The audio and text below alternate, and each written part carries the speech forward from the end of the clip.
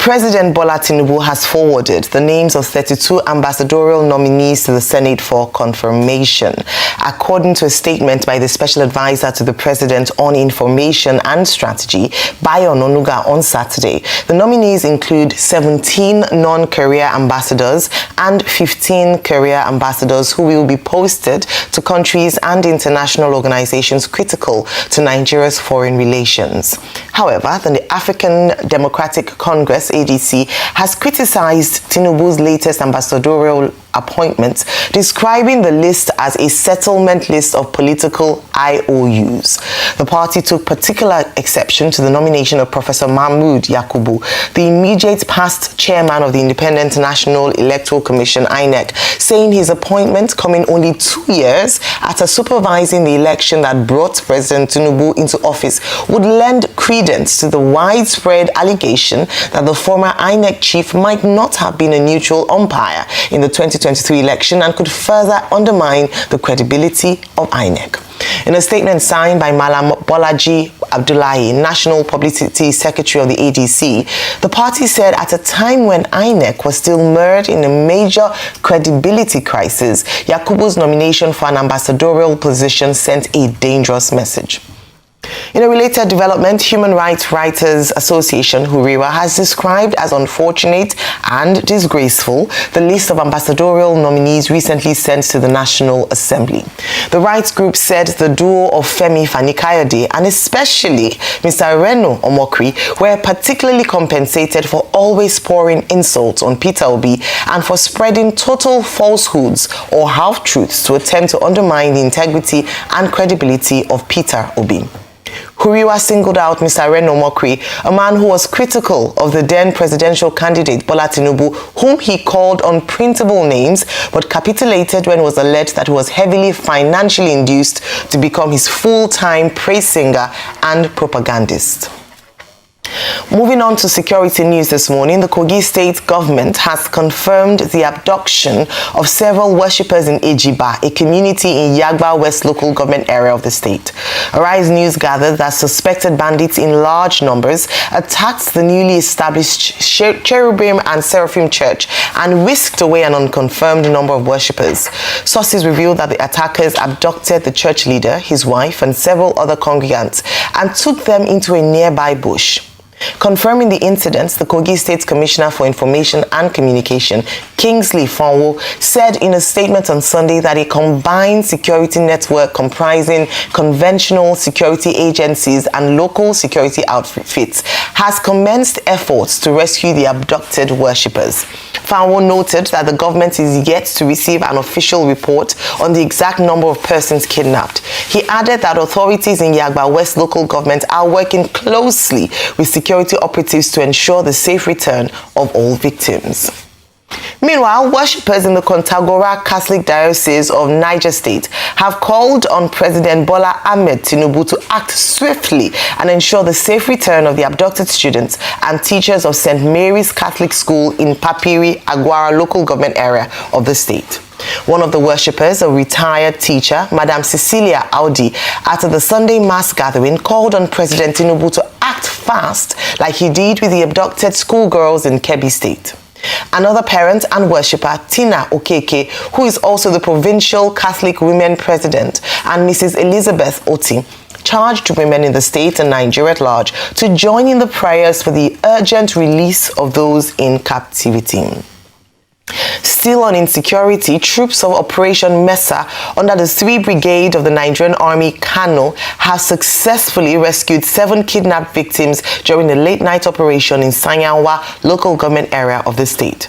The rescue operation, according to the Assistant Director, Army Public Relations, Captain Babatunde Zubero, was launched following a distress call from residents of Yankamaye, Sikingari, who reported bandit activity in the community.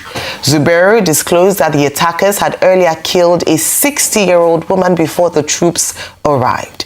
He disclosed that after the initial contact, soldiers pursued the armed men along their withdrawal route towards Rimaye and engaged them with what he described as a high volume of fire, forcing them to abandon their captives. However, 4 abducted victims remain unaccounted for. Moving on to other stories, the Federation account received a significant boost in the first 3 quarters of this year, with the Federal Accounts Allocation Committee, FAC, reporting that a total of 2.359 trillion naira in outstanding revenue arrears was reconciled and paid to the federal government and subnational governments between January and September. The committee's detailed reports for November 2025, seen by this day, showed that the inflow sourced from crude sales, royalty arrears, domestic gas payments, and other under-remitted revenues helped moderate pressure on monthly allocations amid continuing fiscal strain on the 3 tiers of government. According to the FAC subcommittee, 370.43 billion naira was recovered and paid in September alone. This amount included $52.95 million in crude-related arrears remitted at an exchange rate of 1,474 naira to the dollar, along with royalty and domestic gas components from both Nigerian National Petroleum Company (NNPC) Limited and Nigerian Upstream Petroleum Regulatory Commission (NUPRC). Specifically, the September inflow pushed the cumulative reconciliation total for the first 9 months of the year to 2,359,628,451,600.61. That's 2 trillion, I beg your pardon, the highest in recent FAC reconciliation cycles. Now, today, the World Health Organization is joining partners and communities around the globe to commemorate World AIDS Day 2025 under the theme, Overcoming Disruption, Transforming the AIDS Response.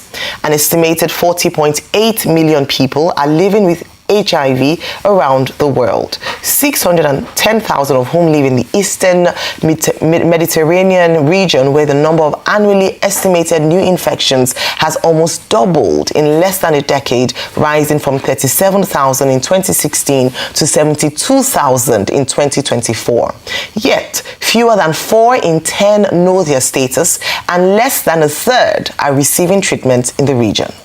Across Nigeria, clinics are reporting disruptions, shortages, and delays in human immunodeficiency virus, acquired immunodeficiency syndrome, HIV/AIDS testing kits, pre-exposure prophylaxis, condoms, community outreach programs, and antiretroviral therapy refills.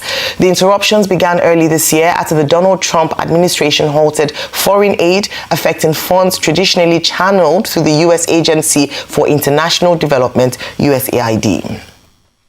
And finally, in our news today, Nigeria's leading financial technology company, OPay, says it remains committed to bringing financial inclusion to all citizens irrespective of class and creed. It also vowed to keep providing fast, reliable, and secure banking services. Executive Director OPay Nigeria, Elizabeth Wang, gave this assurance in Ibadan during the opening of its Ibadan office. She also assured OPay customers that their funds are safe and that the company will keep offering quality service. Arise News correspondent Olutayo Famous Cole, who was at the launch, has more details in this report. In Nigeria, millions remain unbanked, missing out on opportunities for growth and prosperity. Limited access to financial services also hinders economic progress, perpetuating poverty and inequality.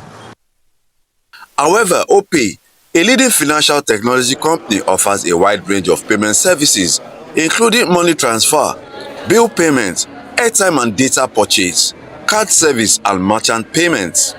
The company hopes to expand its customer base and bring financial satisfaction closer to all Nigerians through the launch of its Ibadan office. The key thing is why we established the office, because like I said, our value is that always customer first, and then based on the customer, they would like to get the best customer service, and some of them prefer to online, some of them prefer to offline. So that's why we build office and then also renovate our office as well. Actually, before currently right now for OPay, we have a 28 office in 25 states already, but this is the first one in Ibadan we renovate. Before, we also have an office here, but not this standard. So right now, we have come up with our OPay standard office here, and then Ibadan is the first one we complete the renovation and launch here. And then this year and next year, all our office will be renovated to this standard.